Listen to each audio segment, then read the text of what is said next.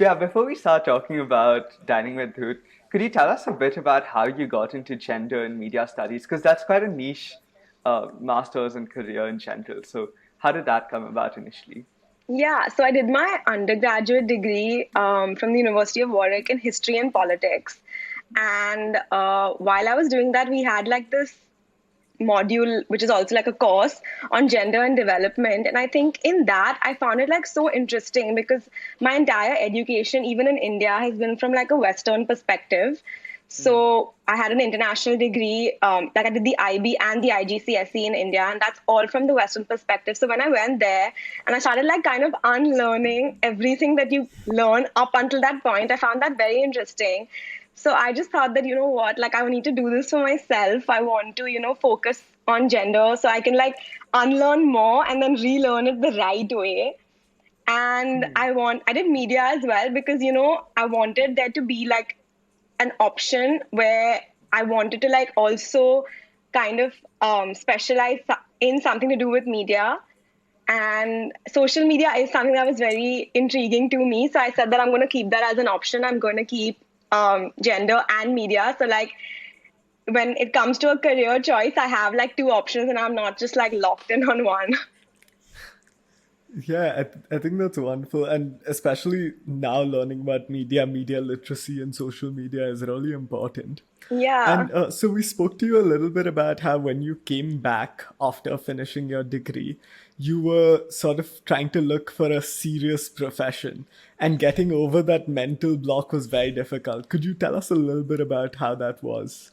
Yeah, I think this started very early for me. Like in my second year of my undergraduate degree is when usually everyone around me starts applying and started applying to these graduate level jobs.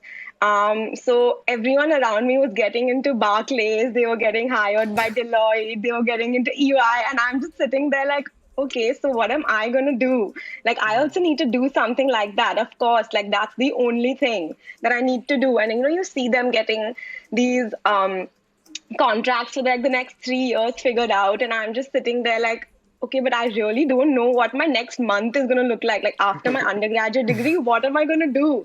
Like I was just so obsessed with the fact that I also need to get that graduate level job.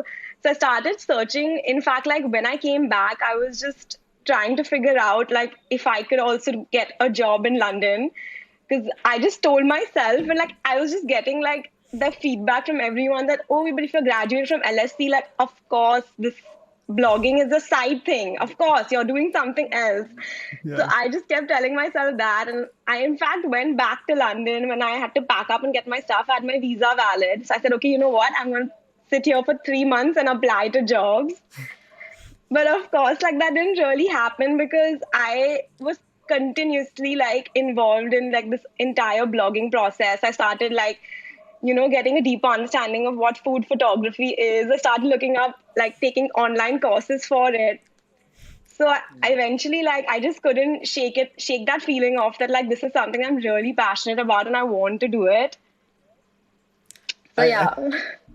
Yeah, I think that's really interesting because so many times, like when you have this idea of, oh, I want a serious profession and I need it, and like now we're in an environment, at least us, we're going to college where everyone's going to be looking for internships, scrambling for them, looking for jobs. These sort of passions on the side can get left behind, but it's really empowering here to see that you've managed to take that forward and you're actually doing something with it, something that's starting to be very successful now. So, how did you get into food blogging and food in general? How did Dining with Dhoot come about? So I've always been like extremely passionate about food.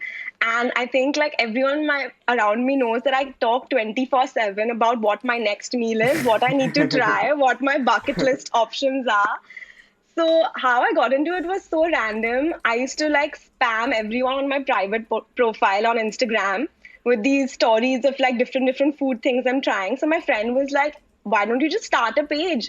Like it can just be like a random thing you do on the side, but instead of like posting 10 stories of just that one pizza, you'll at least have a place for where people might want to see your recommendations." So I was like, "Okay, fine, I'll start it." So when I first started it, it was supposed to be only restaurant reviews, and that also specific to London because I was in London. I was having like the best food ever. So I was like, okay, you know what? I'm only going to do restaurant reviews. I'm not going to focus on recipes because it's like, it's too much work. I'm not going to do it. Then obviously lockdown happened, I think 2 weeks after I started my blog, and I came back to India.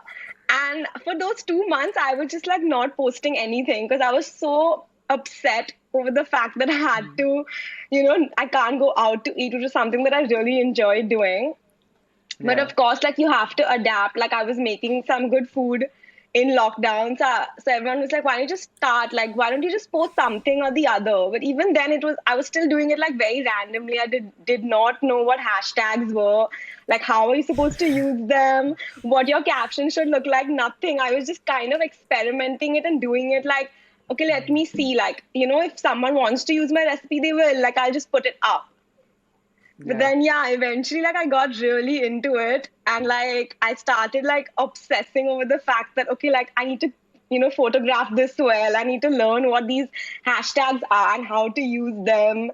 And, like, how should I style my photographs and everything. So eventually, like, it started in the most random way. And then I think my love for food just grew after that.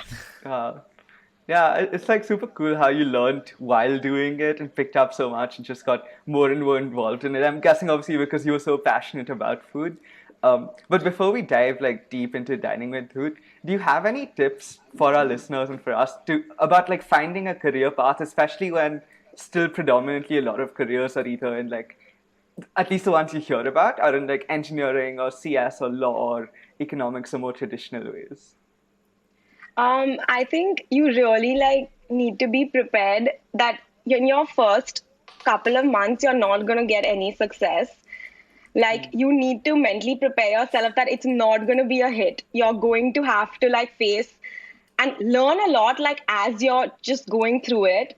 So like start it because the first couple of months is just pure learning, and then after those initial couple of months you're going to start really understanding what you're doing. And of course, like you need to be extremely interested in it, because if you're not, you're just gonna it's gonna fizzle out really quickly. Because if it's not something you're passionate about in those first months, when you don't really feel like you're getting any recognition or any kind of like success monetarily or otherwise, you're just gonna lose interest. So you need to be extremely passionate about it for sure.